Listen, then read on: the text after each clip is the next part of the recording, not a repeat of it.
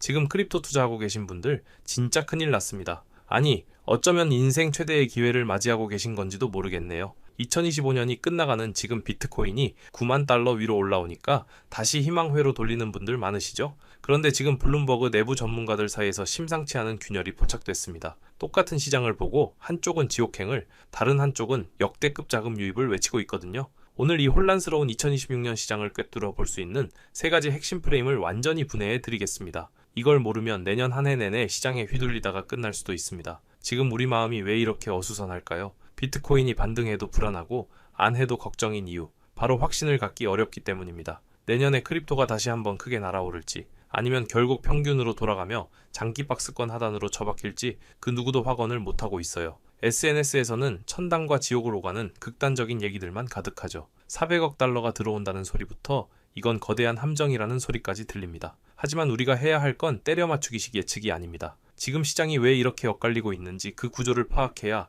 2026년을 판단의 해로 만들 수 있습니다. 먼저 아주 차가운 경고부터 짚어보겠습니다. 블룸버그 인텔리전스의 마이크 매클론이 던진 메시지인데요. 이 양반은 블룸버그 갤럭시 크립토 지수가 2026년에 천선까지 기울 수 있다고 보고 있습니다. 지금 지수가 2500 수준인데 여기서 반토막 이상 날 수 있다는 소리죠. 여기서 핵심은 숫자 그 자체가 아니라 크립토를 고위험 베타 자산으로 정의했다는 점입니다. 금리와 유동성, 그리고 위험 선호 심리에 따라 극단적으로 반응하는 자산이라는 거죠. 2021년 이후 시장은 거대한 진자 운동을 해왔는데 지금 그 진자가 다시 하단으로 향하고 있다는 분석입니다.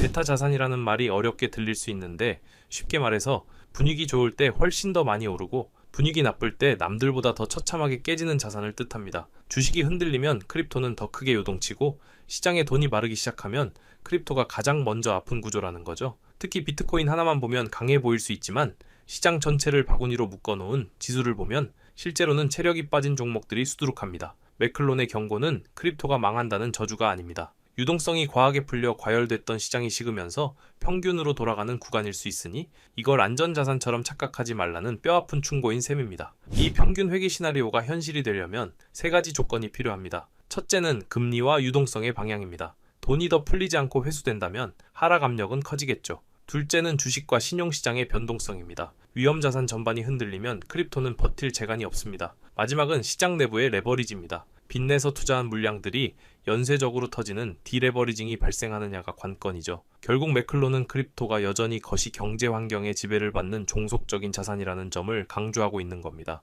그런데 바로 옆자리 블룸버그 동료인 에릭 발추나스는 완전히 딴판인 소리를 합니다. 이게 바로 우리가 주목해야 할 두 번째 프레임, 이른바 ETF 괴물론입니다. 발추나스는 2026년에 크립토 ETF로 최소 150억 달러에서 최대 400억 달러까지 유입될 수 있다고 전망합니다. ETF는 단순히 가격을 올리는 마법의 버튼이 아닙니다. 기관 투자자들이 직접 현물을 사서 보관해야 하는 번거로움, 회계 처리 문제, 규제 리스크를 한 번에 해결해주는 고속도로와 같습니다. 돈이 들어올 수 있는 인프라 자체가 과거와는 비교도 안 될 정도로 단단해졌다는 거죠. 여기서 중요한 건 들어오는 돈의 질입니다. 최근 하락장에서도 ETF 자금이 생각보다 크게 빠져나가지 않았다는 데이터가 나오고 있어요. 이건 뭘 의미할까요? ETF 투자자들은 단기 투기꾼들이 아니라 포트폴리오 비중을 맞추기 위해 들어온 연기금이나 국부펀드 같은 느린 돈일 가능성이 크다는 겁니다. 이런 자금은 한번 들어오면 규정과 위원회 결정에 따라 움직이기 때문에 순식간에 빠져나가지 않습니다. 그래서 시장에 미치는 영향도 순간적인 펌핑보다는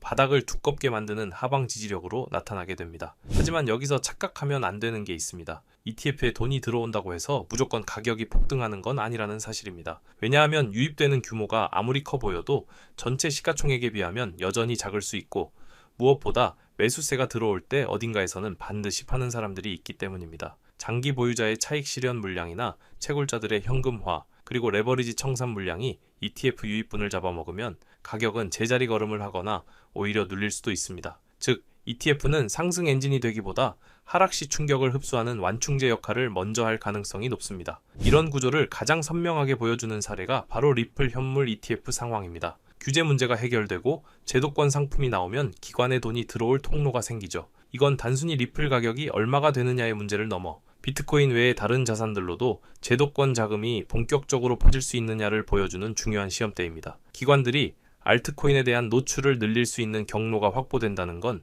시장 전체의 바닥이 그만큼 탄탄해지고 있다는 증거이기도 합니다. 자, 그럼 비트코인 말고 우리들의 알트코인들은 어떻게 될까요?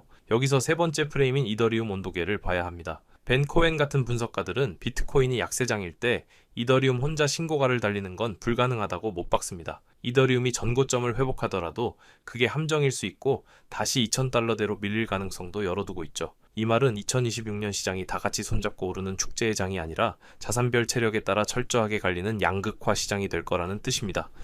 이더리움이 못 가면 다른 알트들은 피가 마르는 구간이 훨씬 길어질 수 있습니다. 결국 우리는 세 가지 시나리오를 대비해야 합니다. 첫째, 돈은 들어오는데 매크로 충격이 더 커서 전체 시장은 빠지는 상황입니다. 이때 ETF는 가격을 올리는 게 아니라 50% 빠질 걸 40%만 빠지게 막아주는 방패 역할을 할 겁니다. 둘째, ETF가 바닥을 다지면서 아주 지루하고 느리게 우상향하는 시나리오입니다. 폭발적인 상승은 없지만 저점이 높아지는 그림이죠. 셋째, ETF 유입 기대감이 과하게 반영됐다가 실제 유입이 더디게 나타나면서 실망 매물이 쏟아지는 변동성 장세입니다. 이 세 시나리오의 공통점은 상승과 하락이 공존한다는 겁니다. 우리가 내년에 진짜 주목해야 할 변수는 차트 위의 선이 아닙니다. 미국 연준 의장이 교체되면서 금리 인하 기조가 어떻게 변할지, 그리고 하반기 미국 중간 선거를 앞두고 정치권에서 유동성을 얼마나 풀려고 할지를 봐야 합니다. 이런 거시적인 환경이 우호적으로 조성될 때 비로소 ETF라는 강력한 자금 통로가 가격 폭발의 도화선이 될 수 있는 겁니다. 단순히 누가 얼마 간다더라는 말에 휘둘릴 게 아니라